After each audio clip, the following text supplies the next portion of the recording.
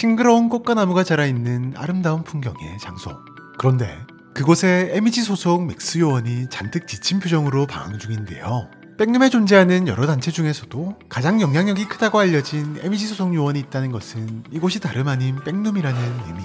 도대체 무슨 상황인 것일까요?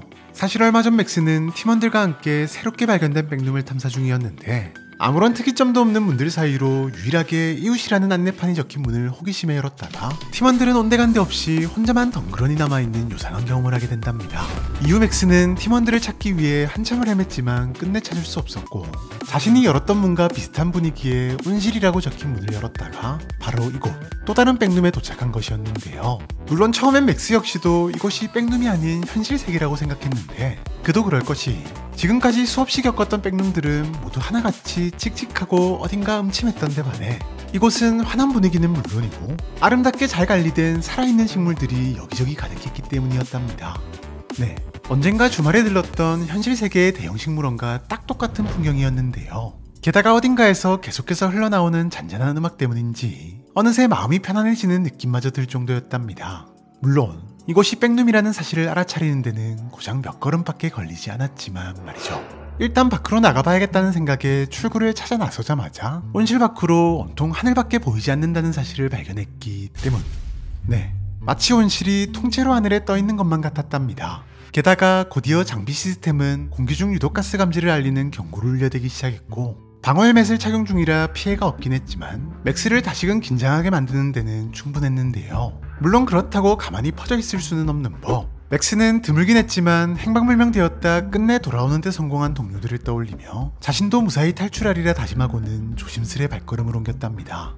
하지만 식물이 한가득 자라있는 공간부터 가격은 적혀있지 않았지만 누군가 빈 가격표를 붙여놓은 꽃다발과 화분이 가득한 공간 등등 여기저기를 쉬지 않고 둘러봤지만 사람이나 출구는 물론 엔티티조차도 보이지 않았고 끊임없이 반복적으로 이어지는 공간에 어느새 맥스는 빠르게 지쳐가고 있었는데요. 그런데 그 순간 무언가를 발견하고는 잔뜩 기뻐하며 달려가는 맥스. 다름 아닌 테이블 위에 누군가 먹다 남겨놓은 듯한 음식을 발견한 것. 너무 배가 고팠던 맥스는 곧장 음식을 집어들고는 헬멧을 벗고 먹어치우려 했지만 그 순간 문득 아까 울렸던 경고 알림이 떠올랐고 다시 헬멧을 눌러 쓰고는 음식을 제자리에 내려놓았는데요. 네, 헬멧을 벗으면서까지 음식을 먹는 건 아무래도 위험했던 데다 이제서야 생각해보니 아무도 없는 이곳에 이렇게 먹음직스러운 음식이 있다는 것 자체가 아무래도 수상했기 때문이었답니다. 결국 맥스는 좌절을 겪으며 다시 앞으로 걸어나갔지만 어딘지 모를 이 레벨에서의 기묘한 경험은 이게 전부가 아니었으니 분명 하늘밖에 보이지 않았던 유리 너머로 성 같은 것이 보였기 때문인데요. 맥스는 곧바로 문 쪽으로 달려갔답니다. 네, 저곳이라면 먹고 마실 것이 있을지도 모른다는 희망적인 기대 때문이기도 했지만 무엇보다 더 이상 아름답게 느껴지지 않는 이 지옥 같은 공간을 빠져나갈 수 있다는 희열 때문이었는데요.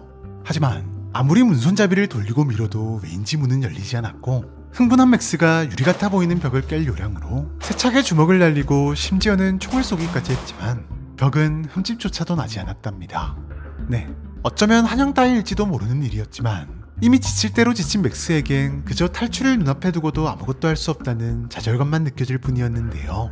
하지만 좌절도 잠시 갑자기 뒤쪽에서 무언가가 빠르게 다가오는 인기척이 들리는가 싶더니 그대로 정체불명의 무언가가 맥스를 덮쳐버렸답니다. 다행히 녀석의 공격을 아슬아슬하게 막아낸 맥스. 하지만 당연히 엔티티라고 생각한 녀석의 모습을 확인한 맥스는 충격에 반격도 잊은 채 그대로 얼어붙을 수밖에 없었는데요. 녀석은 다름 아닌 3달 전에 실종된 팀원인 케인이었기 때문이었답니다. 물론 케인의 모습은 정상이 아니었는데 눈에는 초점이 완전히 사라져 있었고 아무리 이름을 불러도 반응은커녕 계속해서 맥스를 공격하려 했기 때문.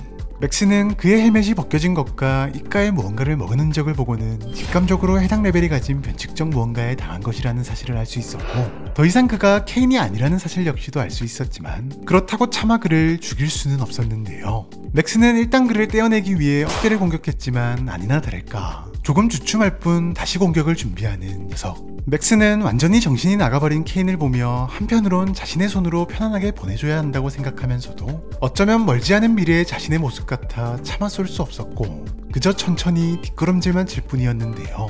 하지만 이를 놓칠세라 녀석은 다시 한번 맥스를 향해 달려오기 시작했고 녀석의 머리를 향해 총을 겨누면서도 끝내 망설이던 맥스는 차마 발 뒤에 장애물을 보지 못하고 걸려 넘어져 버렸고 그대로 어딘가로 사라져 버렸는데요. 잠시 후 힘겹게 정신을 차리는 맥스.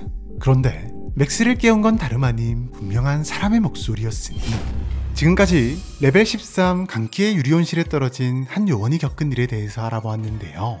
사실 오늘 영상의 내용은 얼마 전 출간된 도서에 나오는 내용 중 일부로 바로 사실적인 고퀄리티 그림으로 큰 인기를 끌고 있는 시리즈인 SCP와 괴물도감 5편 백룸 생존기의 이야기랍니다.